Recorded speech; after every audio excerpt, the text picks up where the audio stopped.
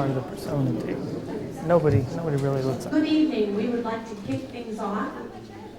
Welcome back to those of you who were here last week, and if you did not attend last week, then welcome. We're thrilled to have everyone here for the continuation of our lecture series. My name is Mary Egan, and I'm president of the Spring Lake District Library Board. So on behalf of the staff and the board, we're thrilled to have the honor of having this exhibit, Alexander Hamilton, the Man Who Made Modern America. And we are just elated that the Hamiltonian Center has partnered with us to enhance this exhibit with these lectures. The exhibit will be here through August 18th, and we just hope that you've taken an opportunity to see it, and that you'll tell people in town that it's around until the middle of August, and make sure that everybody gets a chance to really enjoy it and come and spend some time reading those panels and learning about Alexander Hamilton.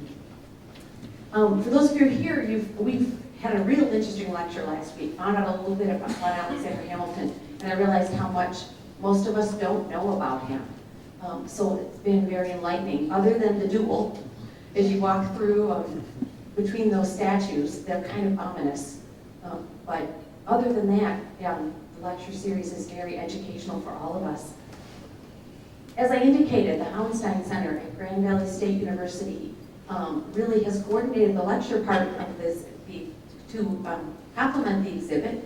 The Hamiltonian Center for Presidential Studies was founded in 2001 through the generosity of philanthropist Ralph Hallenstein.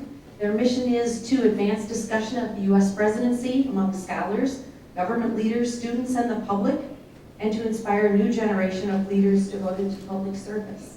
And I think they do a phenomenal job. Have some wonderful lectures, and we're thrilled that they chose to partner with us on these. So now it is once again my distinct privilege to introduce the director of the Hamiltonian Center, Bleaves Whitley, who will introduce tonight's lecture.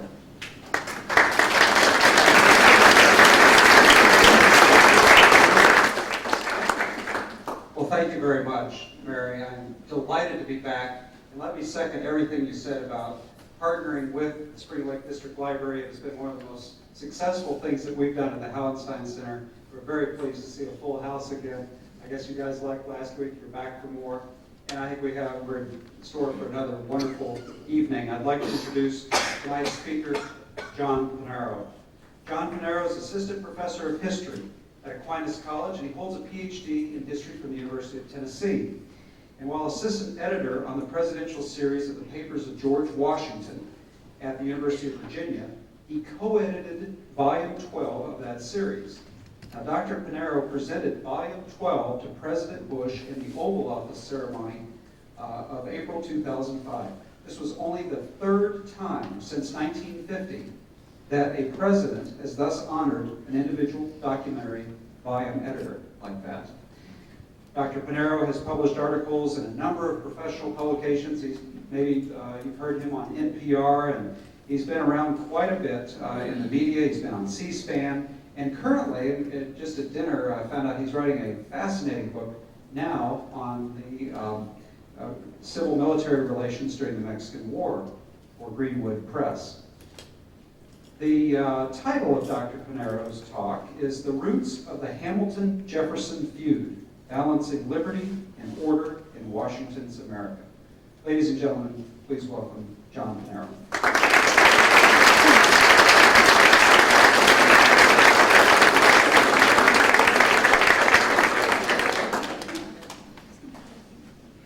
My first Jeffersonian act of the night will be to remove my jacket.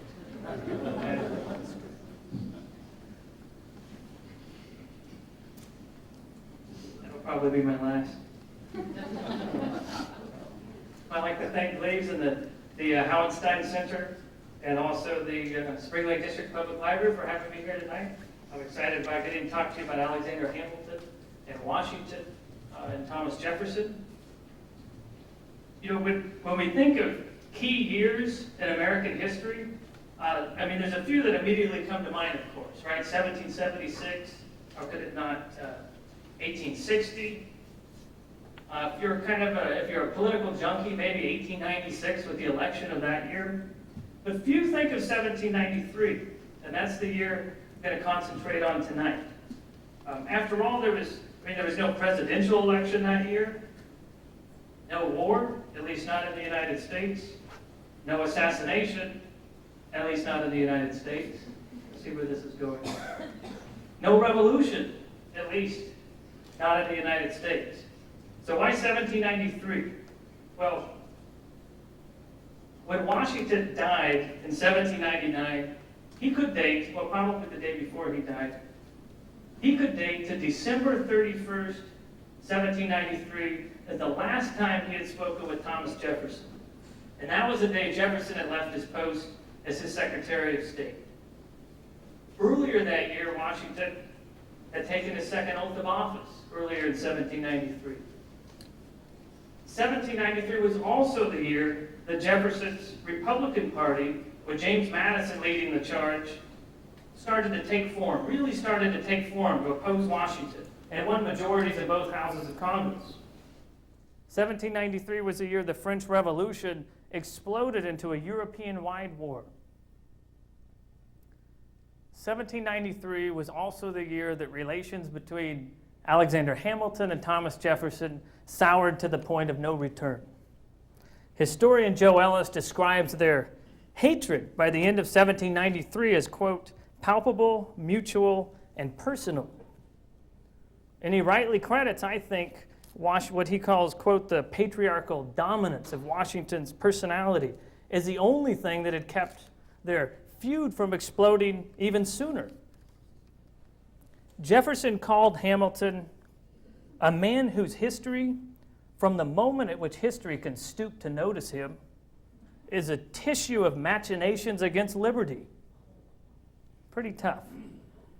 In 1800, Hamilton was still seething. He called Jefferson, quoted, an atheist in religion and a fanatic in politics.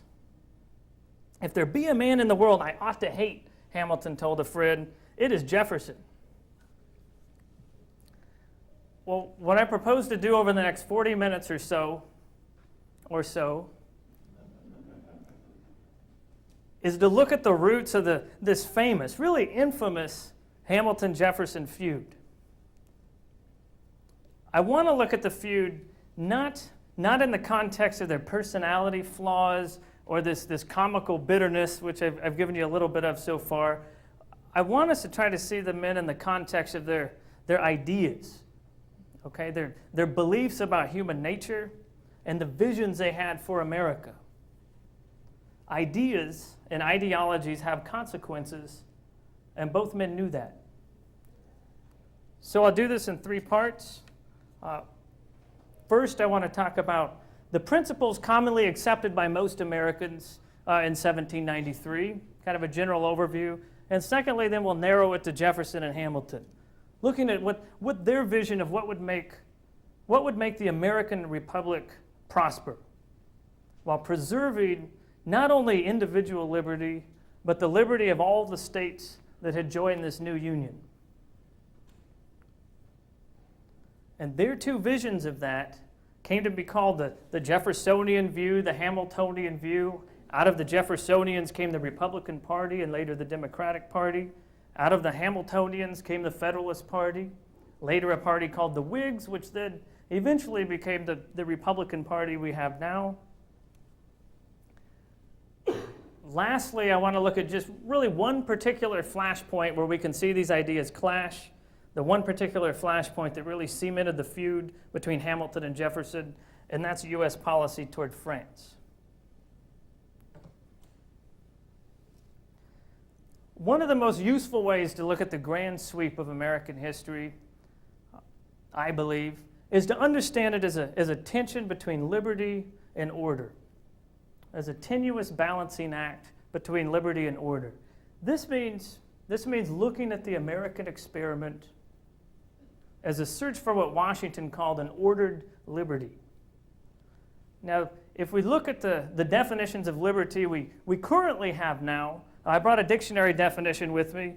This is probably the reigning contemporary definition of liberty, and it is the condition of being free from restriction or control. Being free from restriction or control. Secondarily, the right and power to act, believe, express oneself in a manner of one's own choosing. Now that's the reigning understanding of liberty now. What we have to do, though, when we look at the 18th century is think about liberty in a different way, because they thought about it in a different way. It's very different in some respects. Sure, liberty meant freedoms, really, freedoms of many kinds. The press, assembly, religion, all of those you see in the Bill of Rights. But it wasn't just a matter of freedom from restriction. Liberty came with duties also, obligations. The right to be free in order to do good. That's very different from the freedom to pursue your own ends, no matter the consequences, quote, free from restriction or control. So almost everyone, then as now I think, I'm a fan of stoplights, thought some restrictions were needed on our liberty. I wish they'd flash more at night, but other than that, I'm a fan of the stoplight. Laws is what I'm talking about. We go back to the 1st century with the Roman orator, Cicero, who said, liberty consists of the power of doing that which is permitted by law. That was his understanding of freedom, doing whatever the law allows you to do. In the 18th century, Americans believed, as Jefferson stated in the Declaration of Independence, that liberty was a divine gift. Whether that divinity be John Adams's God, the God of the Christian Bible, or Jefferson's nature's God, as he calls it in the Declaration, or what Washington liked to call divine providence. And this is a key point of their reasoning, because if liberty is a gift of God, it's not a gift of the state, meaning it's not something the state gave you, so the state can't take it away. However, the social compact is classically defined as that we give up a certain amount of our liberty so that we could ensure order in society, what the Constitution calls domestic tranquility. Russell Kirk wrote that order is the first need for any society. Only then can liberty and justice be reasonably secure. So we're trying to think like the founders. Dictatorship could too easily rise out, they thought, of a libertarian or purely democratic state, because in the former, in the libertarian, the strong could prey on the weak. In the latter, demagogues might bribe the masses. There would be mob rule, they were afraid, followed by a dictatorship to clean up the resulting mess. So Jefferson built on Cicero's definition of liberty and said, rightful liberty is unobstructed action according to our will, within the limits drawn around us by the rights of others. So to respect the equal rights of others, to properly exercise our liberty, selfishness somehow must be restrained. And Hamilton and Jefferson both knew that there were really three ways you could do that.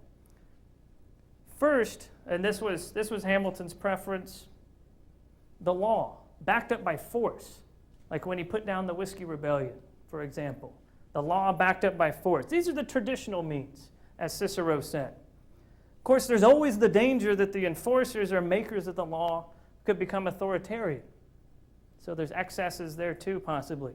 The second is custom and habit. Custom. Sometimes they're enshrined in law, sometimes they're not. Hamilton was pretty fond of this. In fact, he trusted that sometimes more than law, trusted tradition to protect people's rights.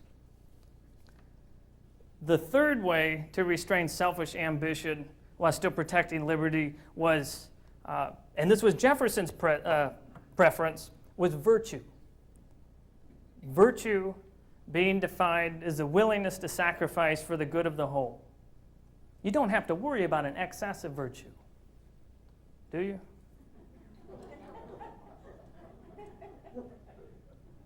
Washington agreed with that. To paraphrase Washington, he said, once people lost the virtue needed to do the right thing, they could no longer preserve liberty, because instead they'd be giving into pure individualism, really the opposite of the ordered society that would protect everybody's liberty. So that's the question for the framers of the Constitution. How do you balance the preservation of liberty with the obvious need for order? The writers of the Constitution answered that by establishing and confirming a framework for a social and political order in which citizens would be free to pursue happiness in their own manner, to write, to think, to believe in their own manner, as long as that didn't threaten the political or social order or harm the rights of others, other citizens. And so this is why they create, in the 1780s, late 1780s, a republic, not a democracy. And that's really a key point that's got to be understood before we delve into Hamilton's and Jefferson's opinion more clearly. Although the people were they were technically sovereign, they were expected to elect wise men to lead them, just as we do now. I'll call the wise men the gentry for the rest of the evening. So to avoid the excesses of democracy, what did the framers do? They moved the people a few steps from the actual decision-making. An electoral college to elect the president. State legislatures were to elect senators. Representatives were to represent the people in Congress. We all weren't going to gather together in one spot and vote. But they paid attention to the excesses of centralized power too, and so in the government you have checks and balances within the government, and the states are there to hedge against the federal government's power. So far, so good, but just who are the virtuous citizens?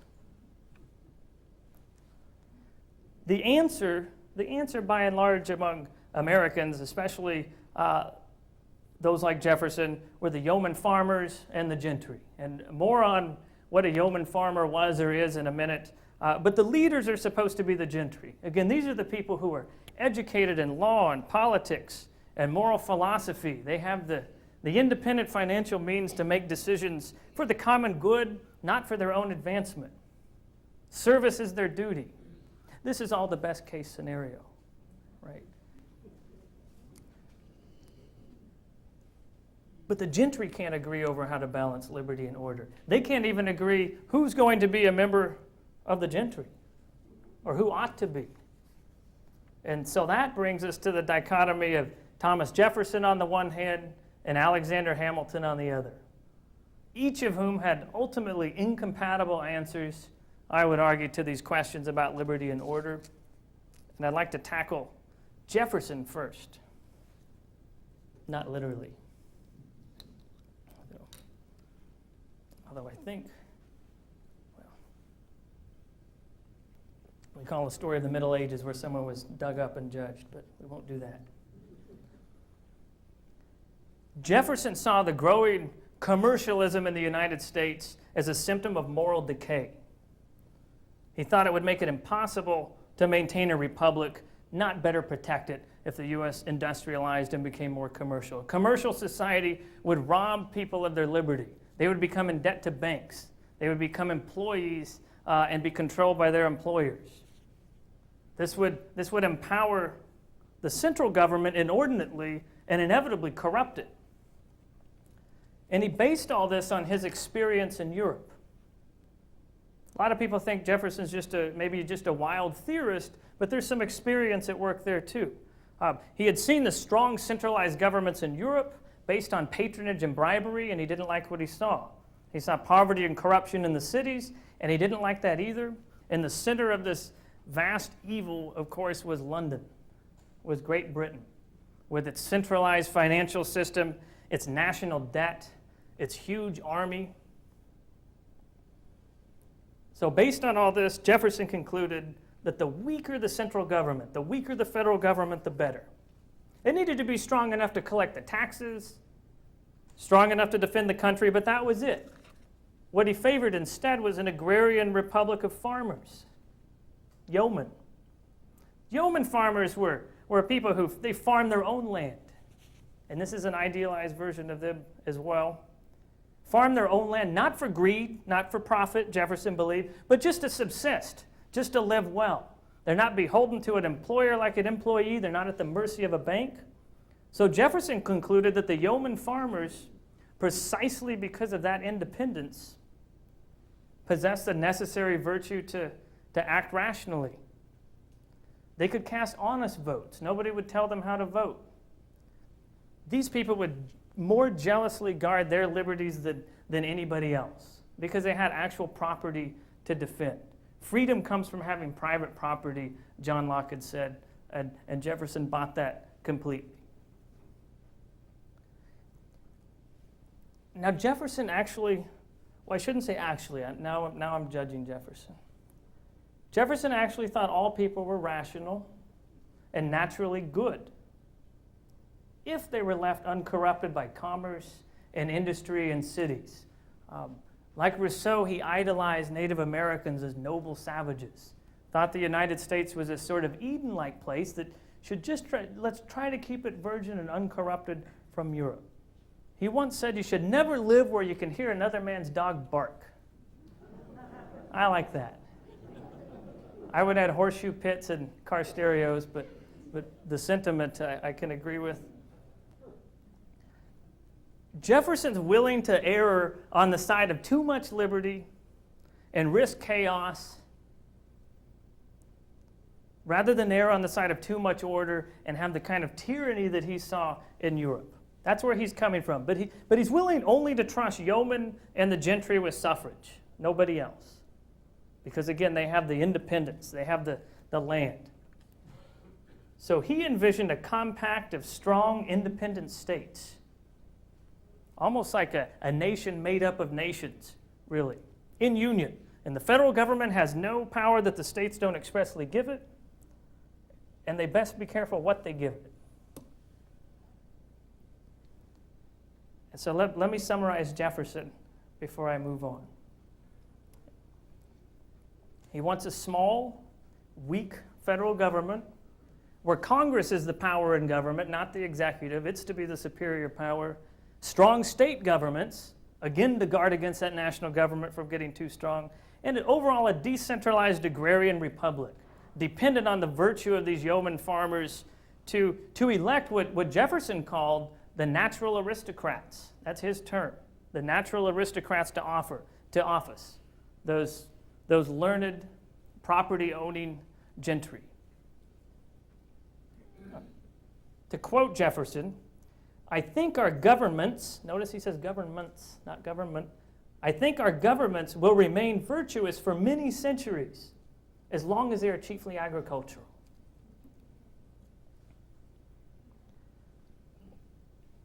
Well, let's now turn to Alexander Hamilton, around whom first coalesced that Federalist Party.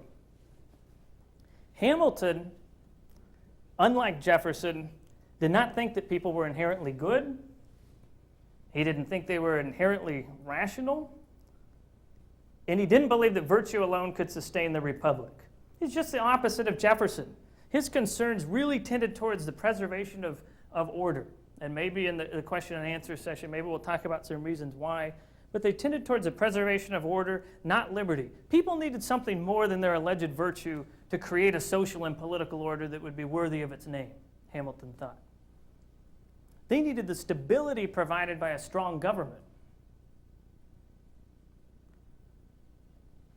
But Hamilton thought a strong government could do more than just provide stability. Here's what Hamilton hoped to do as Secretary of the Treasury for Washington. He wanted to alter the old social order, which was dominated by the landed elite who had inherited their wealth, people like Jefferson. He believed a society like that fostered laziness and it prevented economic growth. On the other hand, in a commercial society, Hamilton thought, one status wasn't derived from your bloodline. It was derived from out of an impartial marketplace of goods and ideas. So what Hamilton wants to do is use the authority of a very muscular national government to speed up commercialization and to guide economic development. He wants a commercial order suited to a modern republic. I think it's a great title that we have for this exhibit, The Man Who Made Modern America. Hamilton's not afraid of man's natural ambition. He's not afraid of the corruption that's going to follow money and trade. What he wants to do is harness both of those for the good of the nation. Why not, Hamilton thought, why not restrain people's irrational passions while taking advantage of their individual calculated ambition? Why not restrain their passions while taking advantage of their ambition, because both of those are parts of human nature that can't simply be wished away. He said, so let's take advantage of it. So the chief obstacle to Hamilton's plan isn't human nature, really. It was the state of the country, the circumstances in which the new nation found itself in the early 1790s. The nation was still decentralized. The U.S. government needed revenue. The executive branch, as Ron Chernow calls it in his biography of Hamilton, was tiny and embryonic. People were unsure about the new Constitution. Was it here to stay? Was it not? Should I trust this government? And a lot of states had big debts left over from the Revolutionary War. Thank goodness that's gone for good.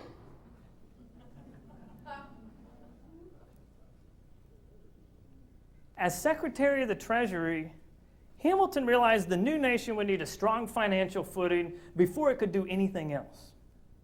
But where are you going to look for a model of a modern financial system to help build what Hamilton was sure, and he says this in his writings, what he was sure would someday become the world's most prosperous, most powerful nation?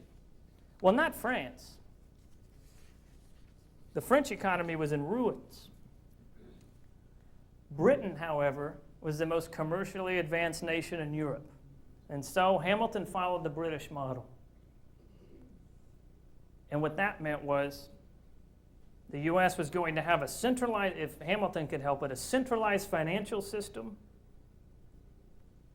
a very efficient way to collect revenue, a financed public debt that would make all the states love the federal government because the federal government would adopt their debts, and a central bank, the Bank of the United States. All of this centralized financial system was geared towards encouraging commerce, benefiting merchants and businessmen, not that permanent landed elite.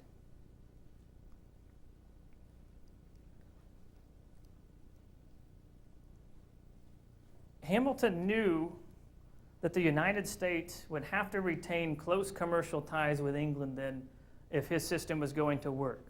Because already 3/4 of the U.S. foreign trade was with Britain. London was the banking capital of the world, the credit capital. Any kind of banking system in the United States, any kind of financial system is going to have to be tied to Britain. And that's going to be pretty difficult to sell in the United States so soon after the Revolution. Anglophobia is really strong in America at the time, especially in the South. And who's in charge of foreign policy for the United States in Washington's first administration? It's not Hamilton, it's Jefferson. It's just a feud waiting to happen. Hamilton worries about that Anglophobia, which he chalked up to popular passions. He's worried about those kind of popular sentiments disrupting his plans. Let me quote Hamilton. The only path to a subversion of the Republican system in the country is by flattering the prejudices of the people, exciting their jealousies and apprehensions, to throw affairs into confusion and bring on civil commotion. Tired at length of anarchy or want of government, they may take shelter in the army or monarchy for repose and security. This is what he's afraid of. Disorder if he doesn't hitch the American wagon to Britain. So let me summarize that on Hamilton. So Hamilton wants a government that's just strong enough to protect order, just strong enough to expedite commercialization, but not so strong as to endanger either of those two. He wants a modern commercial republic with close financial ties to Britain, a strong national government where the states are so weak they may as well just be departments, not this kind of independent state that Jefferson believed existed. And the executive within the federal government would be superior to the legislature, to the judiciary. As he told Washington, quote, "There's some things which the general government," he means federal government, "there's some things the general government clearly has a right to do. There are others which it has clearly no right to meddle with. And there is a good deal of middle ground about which honest and well-disposed men may differ. So Hamilton merely proposed that the federal government dominate that middle ground. Whereas Jefferson thought in dominating that middle ground, which he didn't think was in the middle at all, Hamilton was creating a monarchy, recreating Britain and America. Maybe Hamilton would be king, maybe Washington, it didn't really matter. He didn't like what he saw. So, Jefferson's agrarianism versus Hamilton's commercialism. Hamilton's fear of the people running amok lead him to emphasize order. Jefferson's fear of the government's excess leading to tyranny leads him to emphasize liberty. These are the strongest philosophical ideas in the Washington administration, which took office in April of 1789.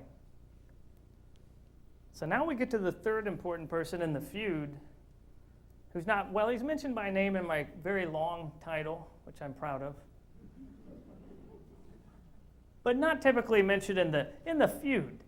But Washington's greatest challenge as president is going to be to stop this feud from spilling out of the cabinet and into the country at large, right? To prevent politics and ideology from destroying the Union. So the first thing he does is when he puts together his cabinet, establishing even the precedent of having a cabinet that one would consult, he puts Jefferson in Secretary of State, who's from Virginia, puts Hamilton at the Secretary of Treasury, who's from New York. Before the spring of 1790, Hamilton and Jefferson had never met. I mean, they'd heard of each other, but they had never met. At first, they were cautious of each other.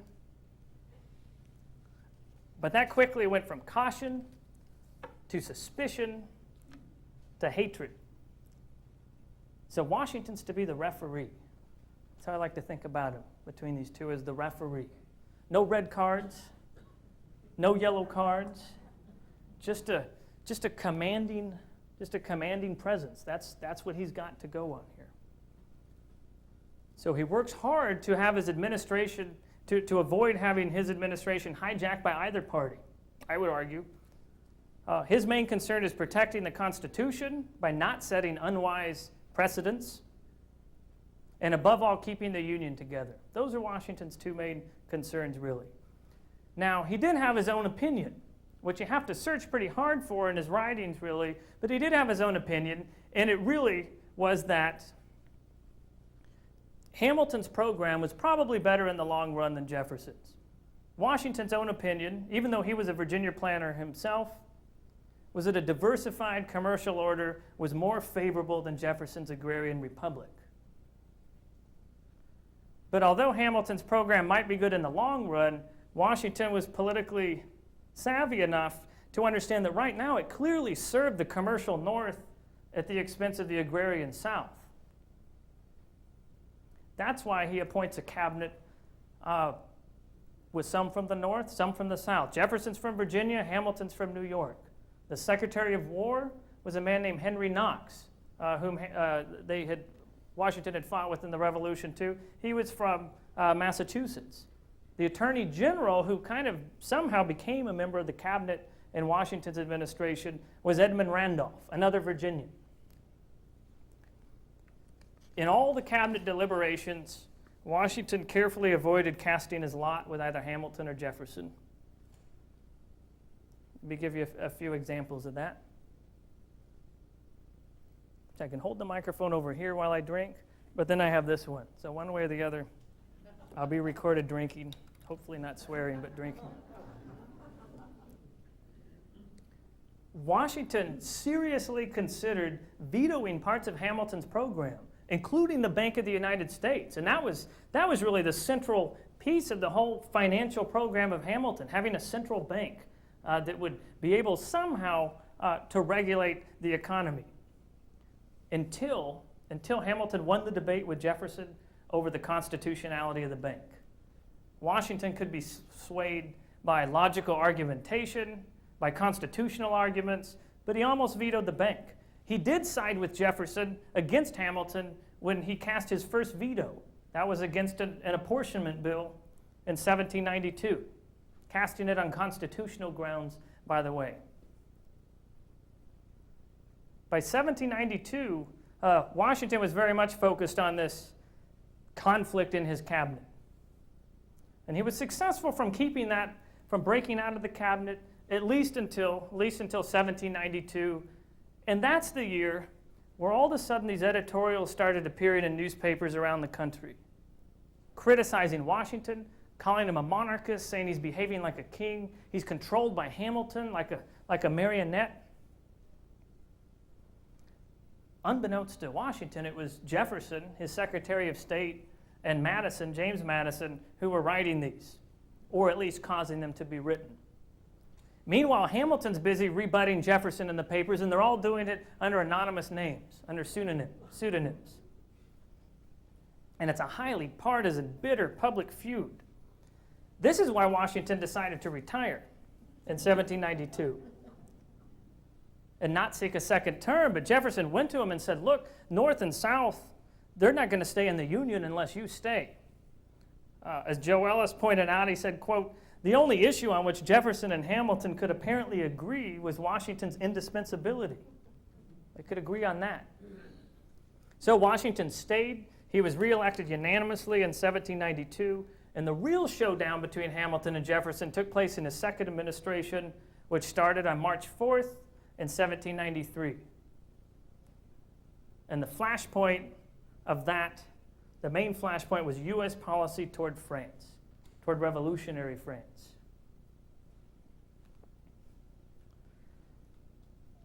Let me give a crash 1-minute summary of the French Revolution up to 1793. Put on your seatbelt.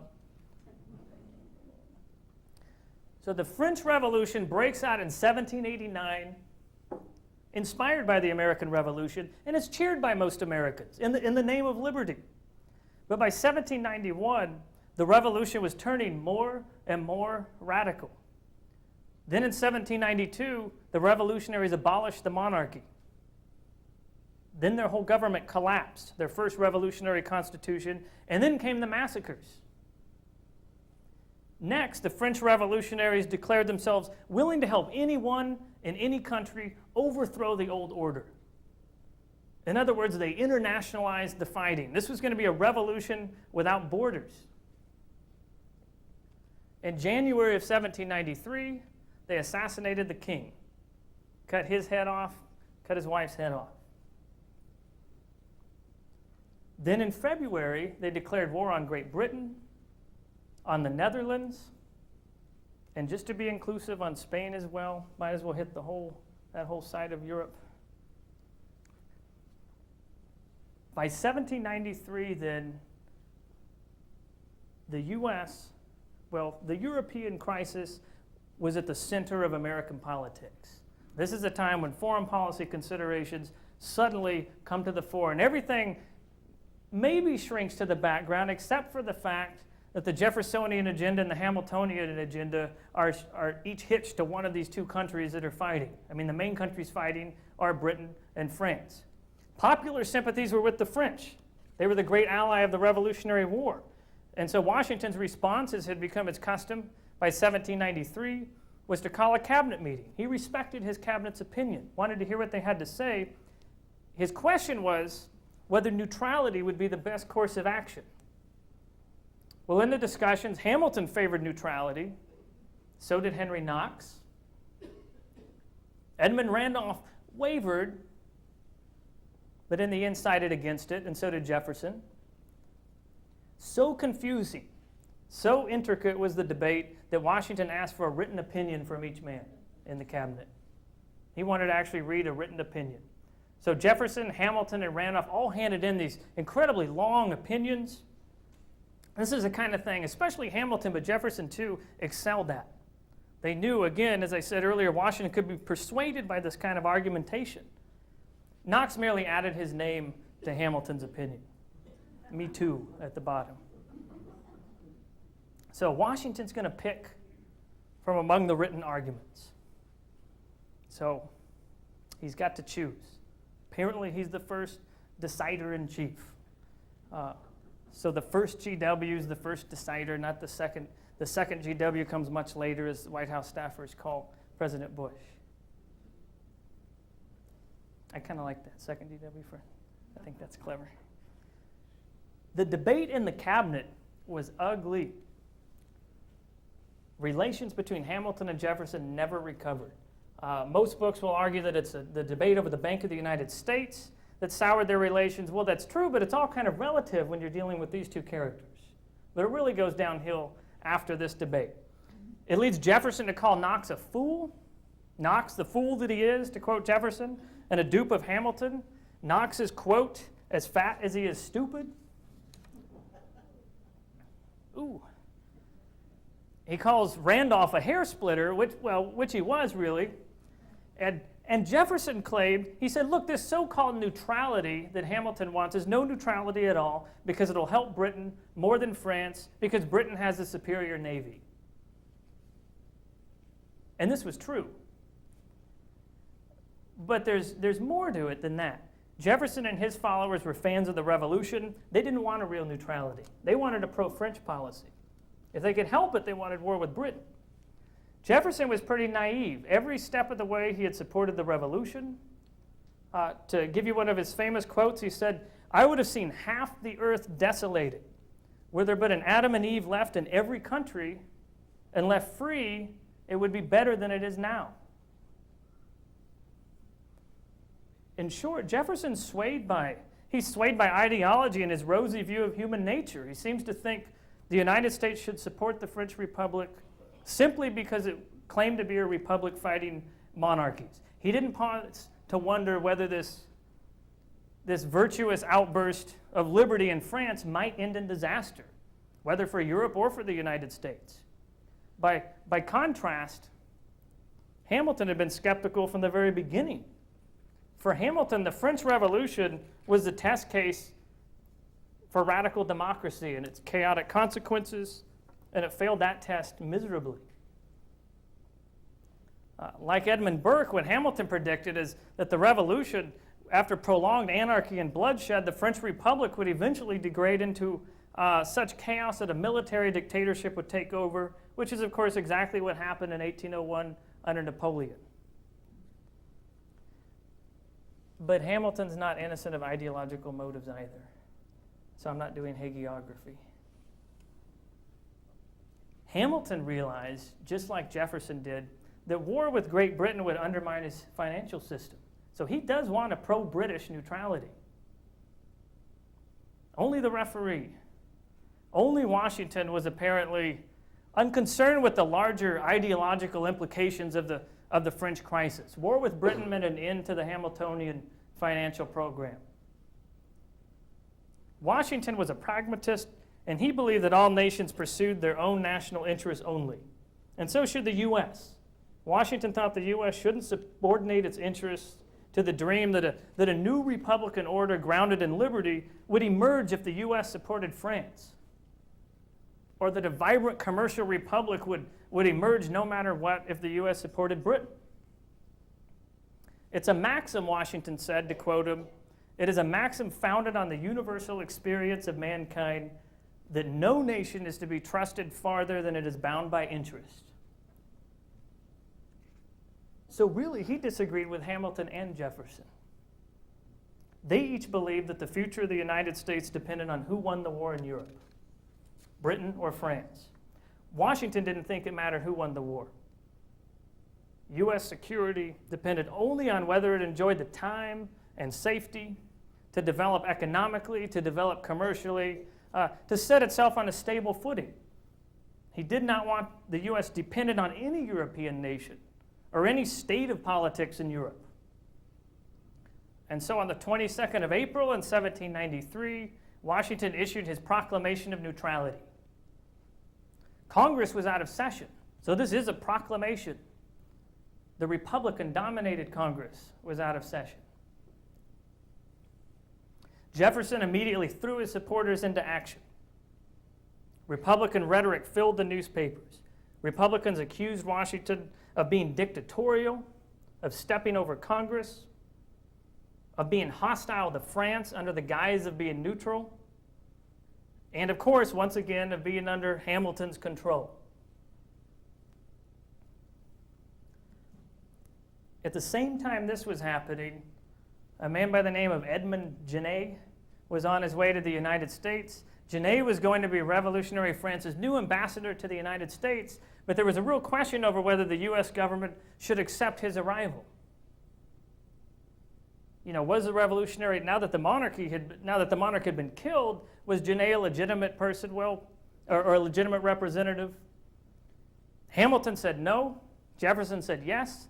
Washington sided with Jefferson and agreed to welcome Genet whenever he got to Philadelphia. But here's what Genet was doing after he landed at Charleston and decided to enjoy the parades all the way to Philadelphia. He set about trying to raise an army of Americans to attack Louisiana, which was under Spanish control at the time, not France. And he tried to undermine U.S. neutrality policy by threatening to deal directly with the people instead of the man he called King Washington. And spurred by Genet in 1793, French privateers began outfitting ships in American ports and attacking British ships. A privateer is a pirate in the employ of a state. And I'm sure they're all as handsome as Johnny Depp. I'm no doubt. So you have French privateers with Americans on board sailing from American ports, attacking British shipping. By 1794, the British have responded by seizing American ships, hundreds of it. Well, Hamilton and the Federalists, they're anxious to avoid war, of course. Some of Jefferson's followers want it because it means war with Britain. Both of them are out of the cabinet by 1794. So Washington sends John Jay over to Great Britain, who secures a treaty in late 1794. And that treaty, the Jay Treaty with Britain, was even more controversial than the Neutrality Proclamation.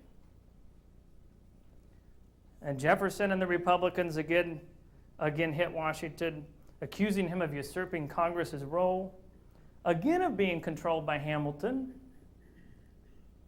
of violating the separation of powers by not consulting Congress before sending Jay.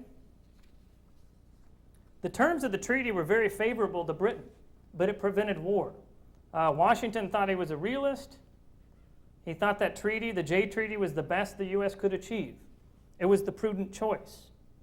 Jefferson, many years later, said of Washington that the strongest feature of his character was prudence, the ability to think ahead into the long-term consequences of your actions. But that choice made Washington very unpopular when he left office in March of 1797, a fact sometimes we forget.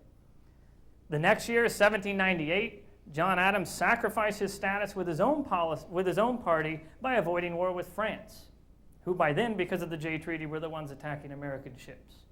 But he avoided an all-out war, didn't make him very popular with his own party. His treatment of civil liberties didn't make him popular with the other party. That's how you become the first one-term president. That's the recipe. And so he lost his re-election bid in 1800 to Jefferson. Washington had died the year before. So here's the question, who won? Who triumphed? Hamilton and the Federalists with this commercial vision of America with a strong national government, or Jefferson and the Republicans and this agrarian nation? Maybe did Washington the referee win? If you watch the World Cup, you'll know referees can win or lose games. The question of whose vision would triumph was still unclear in 1800, just as unclear as it was back in 1793. So you got Jefferson with his weak government, strong states, pro-French, agrarian republic. Hamilton with his strong central government, his commercial industrial nation, pro-British. There were more radical answers out there than just Jefferson and Hamilton. I mean, in one direction, right arm, you had John Adams, who said, well, there ought to be rule by the rich and well-born. On the other hand, you had Thomas Paine, who said, quote, give the people the truth and the freedom to discuss it, and all will go well. Jefferson couldn't countenance what Thomas Paine had said. That was much too democratic. Hamilton couldn't countenance what Adams called for. I mean, all of a sudden, Jefferson and Adams don't look like they're on opposite ends of a spectrum. The balancing of liberty and order in Washington's America hinged not just on the success or failure of Hamilton's financial program. What I would argue is it hinged on how Washington handled U.S. policy toward France and Great Britain during his second term. So there's a balancing act there. Summing up that balancing act, I'll leave it to Hamilton, who said, give all the power to the many, they will oppress the few. Give all the power to the few, guess what they'll do? They'll oppress the many. When Washington left office, it could be argued that Hamilton and the Federalists had given the young country, if not necessarily what it wanted war with Britain. They had given it what it needed, a prudent neutrality, along with Hamilton's financial program that set the young republic on strong financial footing. I needed a little exercise right then. And in so doing that, set the United States, allowed the Union to survive and led to the prosperity of the mid-19th century. I mean, Washington was thinking in the long term, but that neutrality had immediate effects. Exports to Great Britain doubled. Net profits of overseas merchants quadrupled in the 1790s.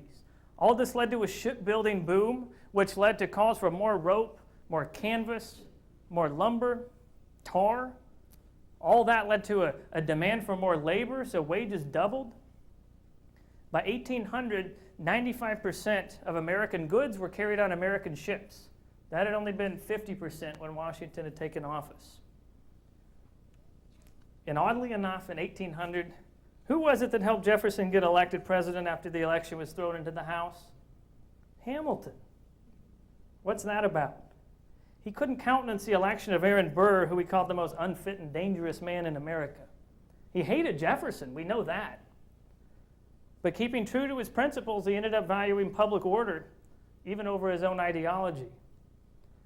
And the major act of Jefferson's first administration was to purchase the vast expanse of Louisiana, which Jefferson predicted would provide enough land for 100 years to come for yeoman farmers to settle.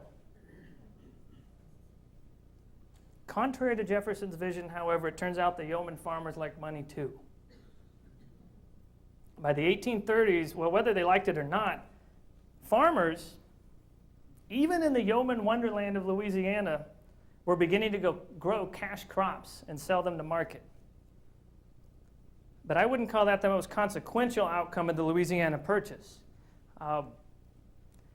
Migration into the Louisiana Purchase reopened and exacerbated the slavery issue that had been buried at the time of the Constitution. And combined with the new democratic politics of the 1830s, 1840s, 1850s, that led to civil war. And it was in the Civil War, without opposition in Congress from the southern states, which had seceded, that a very different Republican Party from Jefferson's, led by Abraham Lincoln, passed a series of laws that collectively laid the foundation for a modern industrial nation state. And that's why some historians look at the Civil War as really it's the military stamp of approval on Hamilton's vision of what the United States ought to be, which is, I think, yet another reason why I can't think of a better name for the exhibition here than Alexander Hamilton, the man who made modern America. Thank you.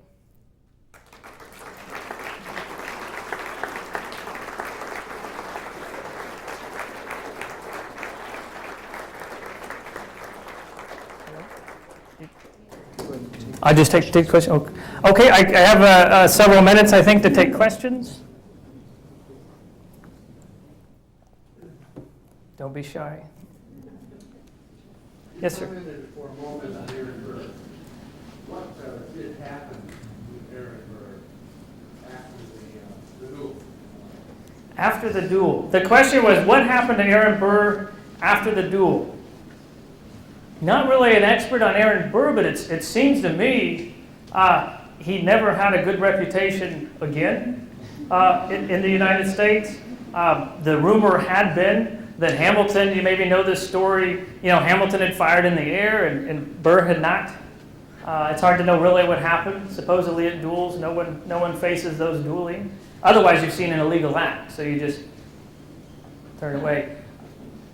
Beyond that, I can't be too sure, although Burr was involved in so many controversies before and after that, trying to engage with U.S. generals out west to secede and join Spain, for example, trying to shave off some northern states to secede. So he really was the scoundrel, I think, that he's portrayed and that Hamilton thought he was. But I think there was also part of their dislike or hatred of each other was personal, too. But that's as much as I could tell you about what Aaron Burr did after that, I think. Yes, sir? Now, Hamilton created a bank in the United States. Yes. Wasn't Andrew Jackson very opposed to that? What was the deal there? Okay. What Hamilton created, this was in 1791, it was called the Bank of the United States. It was supposed to last for 20 years, and then it would be renewed or not renewed. The bank was renewed by, of all people, James Madison, who had fought so furiously against it in the first place, because after the War of 1812, there really were no more Federalists. They had opposed the war, they had threatened to secede during the war, and they came off looking so bad that Madison and most of the nation realized, you know what, we can fight a war without sacrificing civil liberties. This nation's pretty much here to stay. Maybe we can trust having a national bank. Maybe it's not going to turn our country into a monarchy. So you go 20 years ahead of that. That was 1816. So it would be 1836. It was going to come up for renewal again. What the opposition to Andrew Jackson decided to do during the 1832 election was to bring the renewal of the bank up early. Just kind of a clever political action to try to make Jackson take a stand. Jackson was opposed to the bank. Most of the Democrats, at that time it was the Democratic Party now, were opposed to the bank. A lot of their supporters were farmers and people in debt. They had faced a terrible depression in 1819 that had scared them away from banks in general. So the bank is not going to be renewed under Jackson, but it's going to be around until 1836. Jackson thought that was far too long. And so what the bank war really is Jackson decides to take all the deposits out of the Bank of the United States and spread them out in banks throughout the states. And what that led to was a speculation frenzy, because now instead of worrying about one bank and speculators coming to it and getting into debt and taking advantage of people and speculating on real estate, for example, was the big speculation. That's another thing that doesn't happen anymore in the United States. Can we back up to Hamilton? Yes, let me just finish. So he takes all the deposits out of it and effectively kills the bank, and that's the end of the Bank of the United States. It's going to come in other disguises later on. So Hamilton's dream of a bank kind of disappears in the 1830s. There's other treasury systems until finally you get the Federal Reserve in the 19-teens. Hamilton shot in the air. What was his purpose? Well, I can't ask him, right? He didn't take any notes afterwards, but I can only guess. The purpose in shooting in the air was to say, okay, we've both kind of proven our manhood and who we are as aristocrats. We're here. We've been brave enough to do that. And so to show you that I'm not actually going to kill you, I'll shoot in the air. And the expectation is that Burr would shoot in the air too, or at least make it look good and miss. Did he have any thought of being a martyr? No, I think he's much too young and ambitious to have any thought of being a martyr. I would have to say it was probably one of his poorest decisions to engage in a duel, certainly. No prudence there. Yes? What I find surprising is that a man like Jefferson, who was advocating a rather weak federal government, is the one who seems to have headed the purchase of the Louisiana Purchase. And to do that, you can't turn that over to all the states. They have been arguing about that for years. But he acted as though he could have been an autocrat, it seems to me. I know. I think you're right. And Jefferson was very concerned about whether the purchase of Louisiana was constitutional. How did you add such a vast expanse to the Union? The provisions under the Constitution and Jefferson's own belief that the United States, even after the Articles of Confederation, now under the Constitution, was still a compact of independent states. The thinking was, well, you might have states form out west beyond U.S. borders who would then ask for entry into the Union. But what do you do when you buy that much land? That's right. Was it constitutional for the executive to do that without Congress? Jefferson's suspicion was no, it wasn't. But that's where ideology comes in. Okay, because if that's going to secure the agrarian republic, the empire of liberty, Jefferson called it, then he's going to do it. Yes. With the packing of the Supreme Court by the Adams administration, the Federalists, did that end up bringing the Supreme Court to be the third level of, or the third balancing act, or what did it happen? And with Jefferson, he was thinking that the states were the ones that were going to signal this is not constitutional. Right. The debate over what we call judicial review now, the debate before Jefferson's time would have been, well, who gets to do the reviewing? Is it Congress that decides a law is unconstitutional? Well, obviously not, because they're passing the laws. Maybe the states, if they refuse to follow them. Jefferson had argued that in the 1790s, Jefferson and Madison. Some thought, Washington at least thought, no, that's the president's job. That's why he would only cast his veto, not for political reasons, not for partisan reasons, but only for constitutional reasons. If he thought a law was unconstitutional, he'd veto it. If he didn't like a law but it was constitutional, he'd sign it because he's the executive. He's not the legislative branch. That kind of thinking's gone by the time of Jefferson's time. So the question was, would the Adams administration try to pack the Supreme Court, and that results in the Marbury versus Madison decision in 1803, which says that, well, it doesn't really rule in favor of, well, let me put it this way. All Marshall says is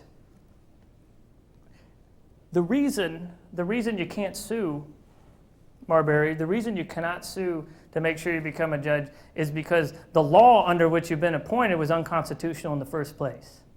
So it invalidates some provisions of a prior law saying it's unconstitutional. If you look, you'll have to look really hard in the Constitution and have your own pen to find judicial review. And you'll have to add it in with a little caret. Because it's not there, but it's something it's somehow inherently somewhere, and yeah, it really kind of lands in the Supreme Court. That's the last decision like that until the Dred Scott decision in 1857, infamous decision. I have a question about the economic outlook of these two individuals. Yes. Hamilton lived apparently successfully on his income as a lawyer, or his wife's income, or perhaps his take from the Secretary of the Treasuryship. Jefferson struggled along near insolvency as a Virginia planter. Hamilton had the venture down in New Jersey where he attempted to set up a manufacturing community. Neither of the men were apparently successful in the outlooks you expressed for them. Jefferson as an agrarian, or Hamilton as a person who would seek to establish a manufacturing economy. How do you reconcile this? Well, Hamilton wasn't success. Could everybody hear that in the back? You'd like me to repeat it? No. You got? Could you say that again? What he said was, Hamilton never was a successful businessman. Jefferson died, I think, around $100,000 in debt. Well, first let me tackle Jefferson. Jefferson's no yeoman farmer, right? I mean, he's a slave owner and planter. He idolizes the yeoman farmer. Okay, almost, worships him in a sense, but he doesn't want to be one, right? And how do you live as a Virginia planter? Well, you live in debt, okay? I mean, you live in debt, as many farmers do, yeoman or otherwise by the 1830s, and that's just how you do it. Your money really, for most planters, their money would be in slaves. You make money, you buy another slave, because that's the sign of your status, not your bank account. Okay, your number of slaves is your status. For Jefferson, though, he liked French wines and violins and pianos and paintings and fancy things. So he's spending money on other things too. As for Hamilton, Hamilton was the only member of the new government who severed all of his connections to any business that he owned, was part of, any of his investments. And the salary of the Secretary of Treasury was pretty low. And some of his family members, his father-in-law, I think it was, begged him. He said, what are you doing to my daughter? You're giving up a very successful law practice where you make 10 times the amount of what you will as Secretary of the Treasury. And it all comes back to that belief that liberty is the freedom to do good, that you have an obligation. And he said, well, my obligation, I think, is to secure the financial future of the country. So I would have to say that I would disagree with you in that Hamilton didn't help create a commercial republic. Certainly, he was not a entrepreneur himself, let's say. Didn't work out for him, but it seemed to work out, well, not in the positive or negative sense, but it seemed to be successful for the country by the 1830s or 1840s, in that you have a market driving what farmers do. You have connection to overseas markets. You have banks spread around the country. You have a factory system burgeoning in the North. And really, it's the North that starts to evolve because of some of the foundation that Hamilton lays. The South really doesn't. It sort of stays the way it is until the two clash. But now we're getting far ahead. Yes, sir. Just a couple of questions on the Federalist Papers. Was Hamilton the sole author, and where were they published initially? Philadelphia? The Federalist Papers, Hamilton was not the sole author. It was John Jay who wrote the smallest amount, I believe, and then Madison and then Hamilton. So you got three people writing the Federalist Papers under pseudonyms in the newspapers, but then they do come out published as an edition even then. I mean, even at the time, they all come out together. And it was Jefferson who looked at the Federalist Papers and said, Hamilton's mind, this is a mind to be reckoned with. Hamilton was not Washington's first choice as Secretary of the Treasury. He had worked with Hamilton before, but he wanted Robert Morris to be Secretary of the Treasury. And Morris told him, well, I don't want to do that. I want to be in the Senate. That's where the money is, not the Secretary of the Treasury. But I would suggest Hamilton, and Washington says, well, Hamilton, what does Hamilton know about that? And Morris says, Hamilton knows everything. Okay, Hamilton had been reading economic books, Adam Smith, for example, since he was a soldier in the Revolution. Preparing for this. He's thinking about what kind of government the United States ought to have as early as 1780. Thinking that, when you've just gone into a revolution, you're going to have one kind of government. But you can't keep a revolutionary government forever if you want to consolidate and have a stable country, which is what the French didn't realize. Nor could you have a government forever, Hamilton said, that's going to subsidize business and be so pro-business and be in favor of that moneyed class that he really didn't like. But at some point, maybe you have to do that to get things on a solid footing. And that's why I want to continue on with my line of thinking. And that's why it'd be very difficult to put Hamilton or Jefferson on a current kind of political or economic spectrum, because they're really kind of all over it, and it wouldn't entirely make sense. Here's Hamilton who favors large subsidies for business and a strong national government. Did Aaron Burr ever get his just dues? Not his just desserts, his just dues. What do you mean by that? His just dues. I don't know what I mean. Senior moment. Okay. His just dues, not that I'm aware of, other than he's never going to really be able to show his face in polite society again. So all his later plans are going to come to naught. In that sense, he does. Ma'am, did you have your hand up a moment ago? It seems to me that the two men come from very different backgrounds. And I wonder if this didn't color the direction they went in. Hamilton started out very poor and went after the money. Jefferson started out as a wealthy person and farmers who didn't have much. Yeah, that is an excellent point. And not only did Hamilton start out poor, but he started out in Haiti, where he saw not only economic chaos, but political chaos around him, violence. And that's where at least Ron Chernow, his latest biographer, says that's really the source of Hamilton's desire for order. I mean, that's where it comes from. He's seen disorder firsthand and the consequences of it, so he's really concerned about chaos.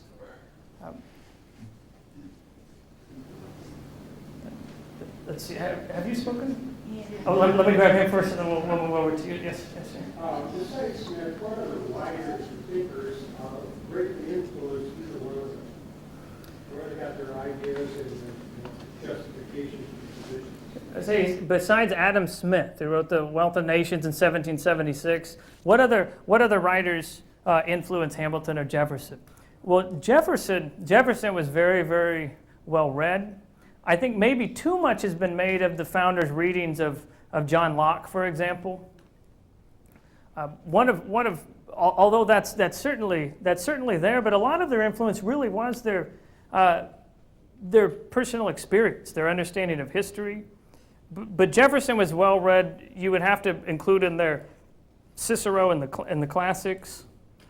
You would have to include in there John Locke, and David Hume was probably more influential than most when it came to Alexander Hamilton, because it was Hume who had said, oh gosh, let me see if I can, I have my own senior moment, see if I can recall the quote.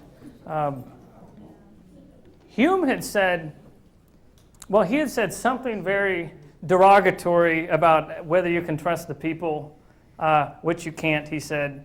So you have to have a pretty strong government. Anyway, I would point to Hume as a pretty big influence on Hamilton. But Hamilton read a lot of other, I guess you could call them economists, who I can't tell you their names, but there were really about 2 or 3 economic textbooks that Hamilton relied on. And what he really relied on, more than that, was the example of Walpole in England.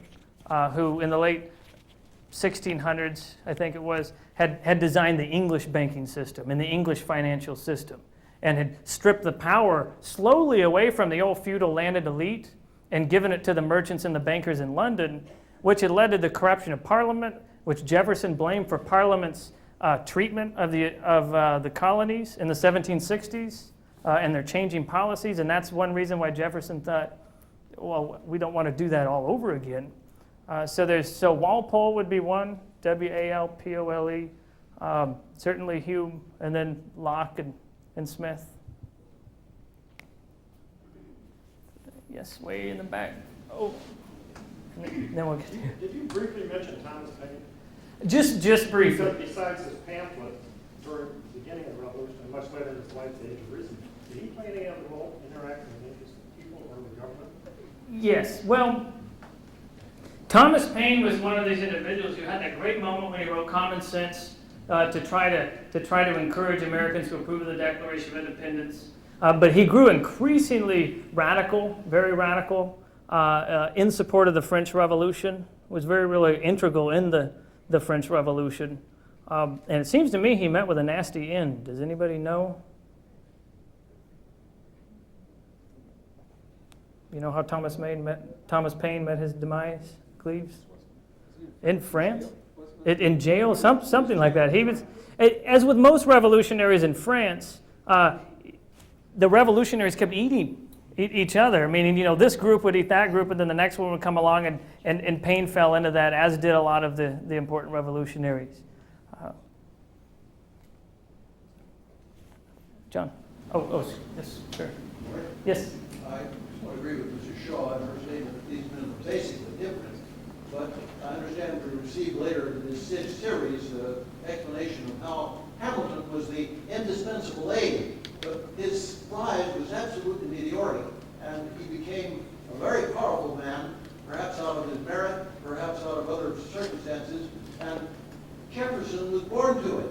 Would Jefferson not have been envious of Hamilton, and would Hamilton not have had some feeling that here was a situation where he was up against a man who was born to it? That very well could be. There's been a lot of works of history written that have tried to psychoanalyze Jefferson, which is it's a very difficult task because he says so many contradictory things. Could envy of Hamilton have been part of that? Certainly. Trying to break into his class, maybe, even. Certainly Adams wasn't a big fan of Hamilton. I mean, those were two gentlemen in conflict, too, even though they were both Federalists. So that very well could be. I just wondered if you could comment on both Hamilton and Jefferson and their views of the Haitian Revolution. I'm not sure I know enough to do that. Jefferson, the difficulty for the Haitian Revolution for Americans, of course, was that it was a slave revolution. Now all of a sudden, what is a good revolutionary and Republican like Jefferson, what's he supposed to do?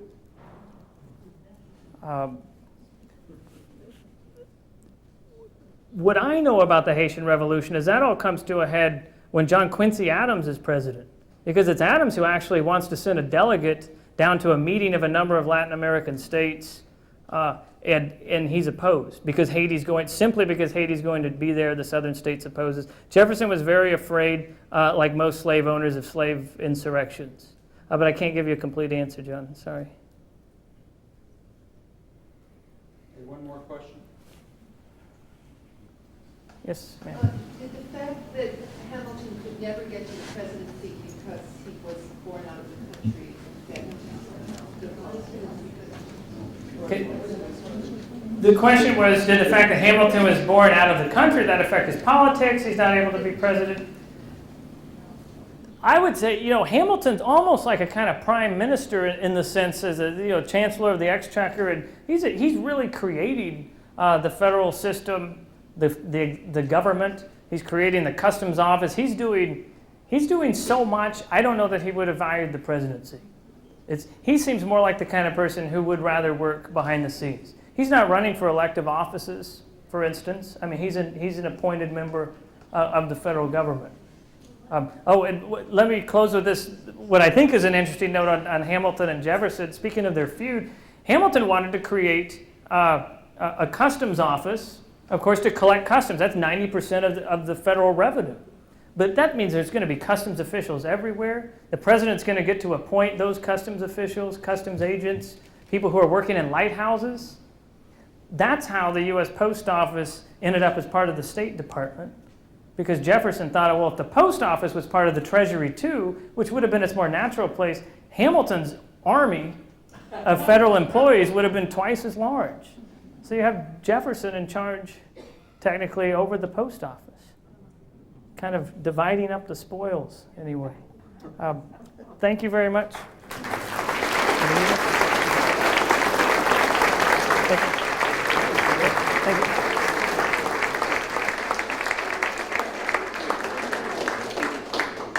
Thank you very much, John Pinheiro. That was an outstanding talk. Now you know why this lecture series has been such a hit, why this room is filled, and I'm going to keep a very Hamiltonian moment here myself and keep my jacket on to have a brief summary.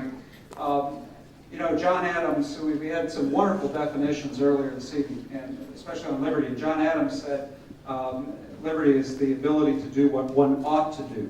And so what one ought to do in a situation like this is be very brief. Very briefly, I want to call your attention to next Tuesday when we have Jim Bratt come in from Calvin College. He's going to speak on God, politics, and Alexander Hamilton. I hope you can be here next week, and I hope you have safe travels home. Thank you very much for coming to see me.